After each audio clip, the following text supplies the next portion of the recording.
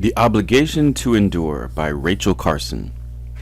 The Obligation to Endure is the second chapter of Rachel Carson's influential book, The Silent Spring.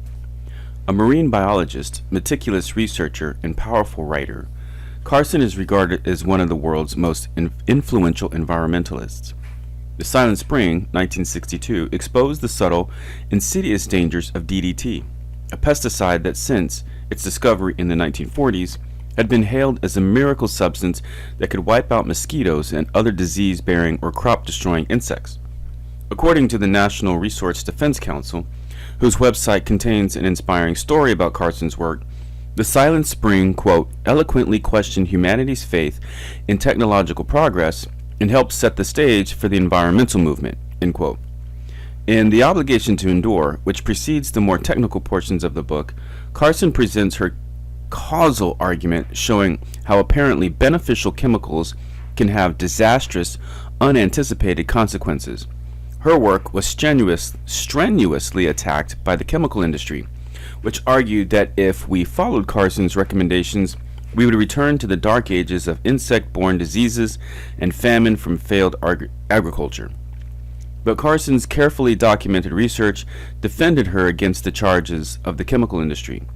According to the National Resource Defense Council, the, quote, threats Carson had outlined, the contamination of the food chain, cancer, genetic damage, the deaths of entire species, were too frightening to ignore. For the first time, the need to regulate industry in order to protect the environment became widely accepted, and environmentalism was born, end quote. The history of life on Earth has been a history of interaction between living things and their surroundings. To a large extent, the physical form and the habits of the Earth's vegetation and its animal life have been molded by the environment. Considering the whole span of earthly time, the opposite effect in which life actually modifies its surroundings has been relatively slight. Only within the moment of time, represented by the present century, has one species, man, acquired significant power to alter the nature of his world. During the past quarter century, this power has not only increased to one of disturbing magnitude, but it has changed in character. The most alarming of all man's assaults upon the environment is the contamination of air, earth, rivers, and sea with dangerous and even lethal materials. This pollution is for the most part irrecoverable. The chain of evil it initiates not only in the world that must support life, but in living tissues is for the most part irreversible.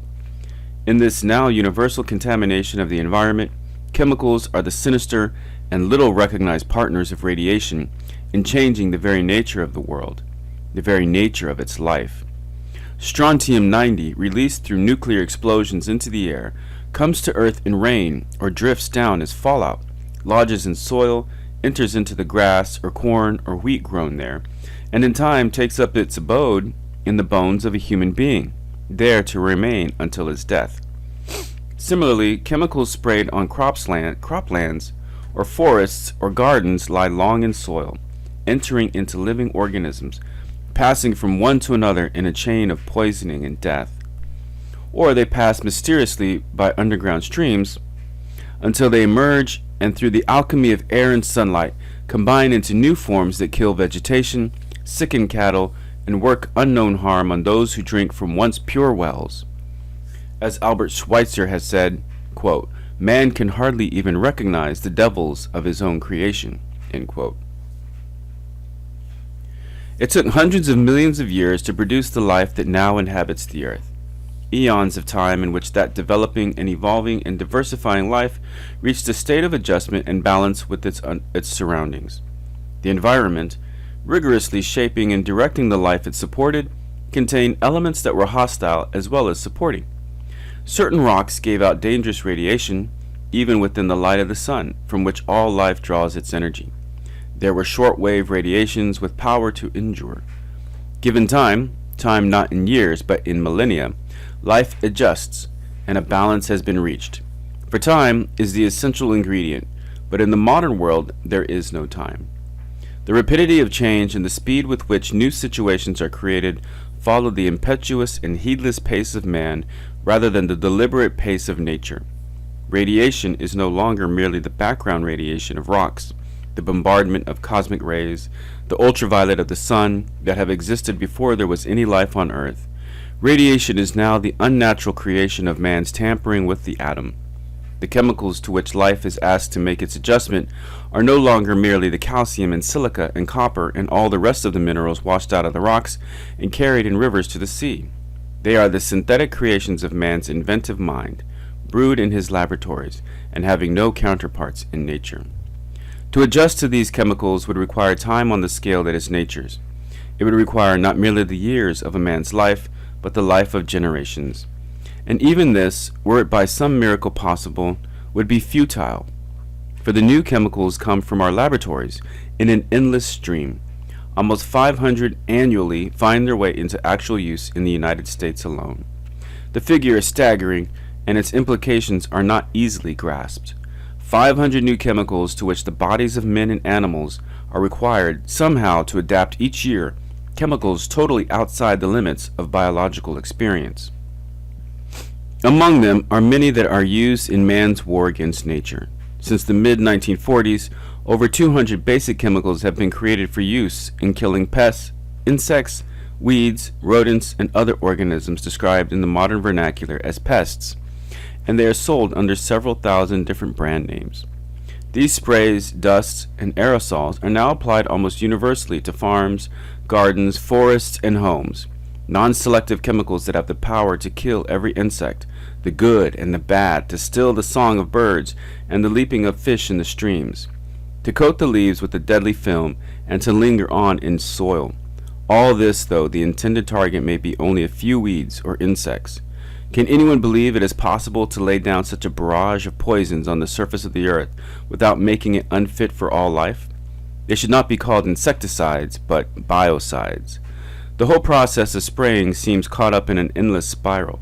Since DDT was released for civilian use, a process of escalation has been going on in which ever more toxic materials must be found. This has happened because insects, in a triumphant vindication of Darwin's principle of the survival of the fittest, have evolved super races immune to the particular insecticides used, hence a deadlier one that has always to be developed, and then a deadlier one than that. It has happened also because, for reasons to be described later, destructive insects often undergo a flare-back or resurgence after spraying in numbers greater than before. Thus the chemical war is never won, and all life is caught in its violent crossfire. Along with the possibility of the extinction of mankind by nuclear war, the central problem of our age has therefore become the contamination of man's total environment with such substances of incredible potential for harm.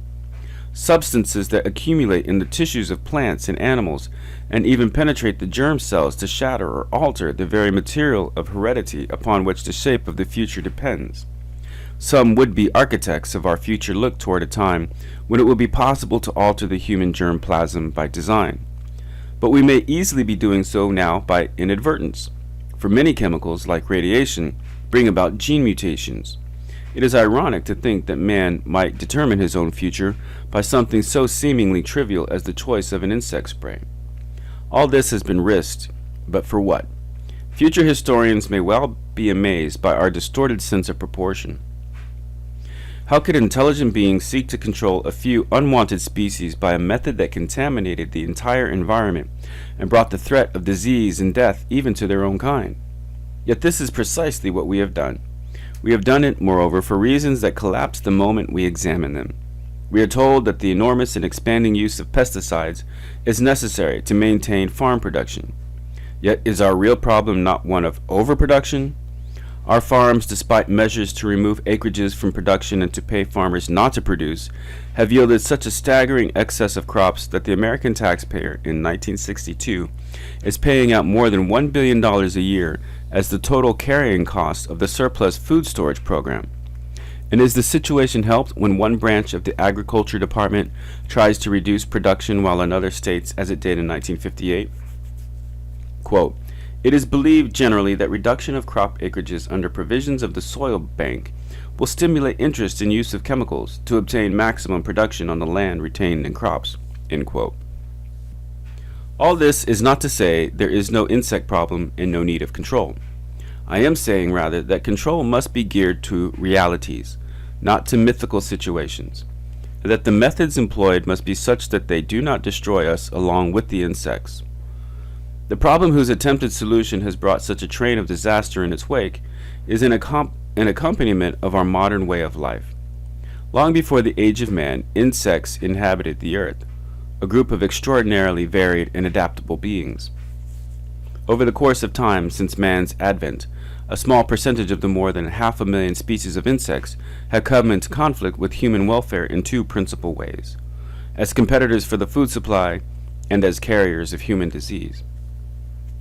Disease-carrying insects become important where human beings are crowded together, especially under conditions where sanitation is poor, as in time of natural disaster or war, or in situations of extreme poverty and deprivation.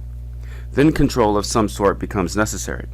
It is a sobering fact, however, as we shall presently see, that the method of massive chemical control has had only limited success, and also threatens to worsen the very conditions it is intended to curb. Under primitive agricultural conditions, the farmer had few insect problems. These arose with the intensification of agriculture, the devotion of immense acreages to a single crop. Such a system set the stage for explosive increases in specific insect populations. Single crop farming does not take advantage of the principles by which nature works. It is agriculture as an engineer might conceive it to be. Nature has introduced great variety into the landscape, but man has displayed a passion for simplifying it. Thus, he undoes the built-in checks and balances by which nature holds the species within bounds. One important natural check is a limit on the amount of suitable habitat for each species. Obviously, then, an insect that lives on wheat can build up its population to much higher levels on a farm devoted to wheat than on one in which wheat is intermingled with other crops to which the insect is not adapted. The same thing happens in other situations. A generation or more ago, the towns of large areas of the United States lined their streets with the noble elm tree. Now the beauty they hopefully created is threatened with complete destruction as disease sweeps through the elms, carried by a beetle that would have only limited chance to build up large populations and to spread from tree to tree if the elms were only occasional trees in a richly diversified planting. Another factor in the modern insect problem is one that must be viewed against a background of geologic and human history: the spreading of thousands of different kinds of organisms from their native homes to invade new territories. This worldwide migration has been studied and graphically described by the British ecologist Charles Elton in his recent book, The Ecology of Invasions. During the Cretaceous period, some 100 million years ago, flooding seas cut many land bridges between continents, and living things found themselves confined in what Elton calls, quote, colossal separate nature reserves, end quote.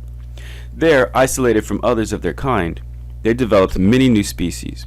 When some of the land masses were joined again, about 15 million years ago, these species began to move out into new territories, a movement that is not only still in progress, but is now receiving considerable assistance from man.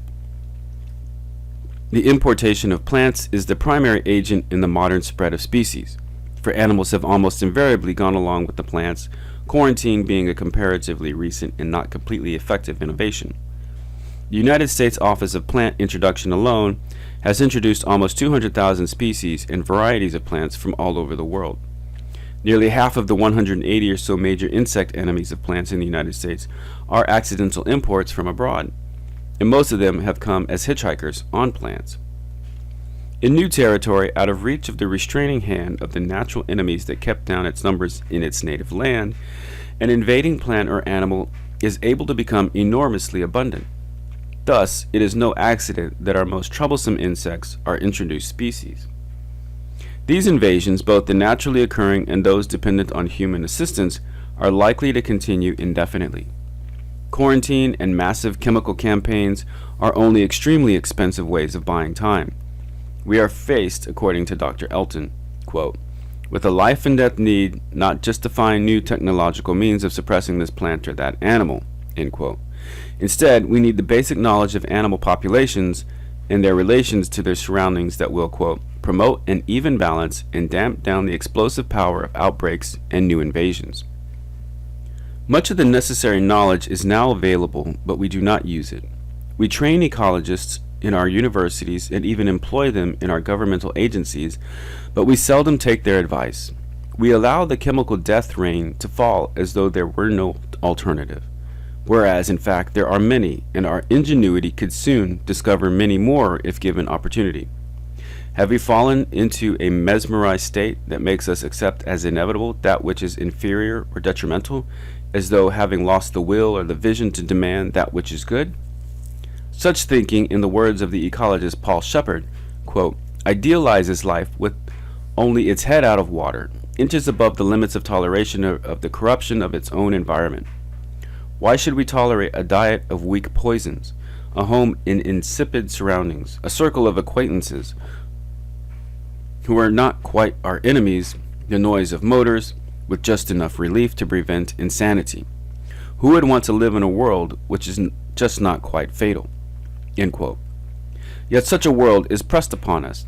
The crusade to create a chemically sterile, insect-free world seems to have engendered a fanatic zeal on the part of many specialists in most of the so-called control agencies.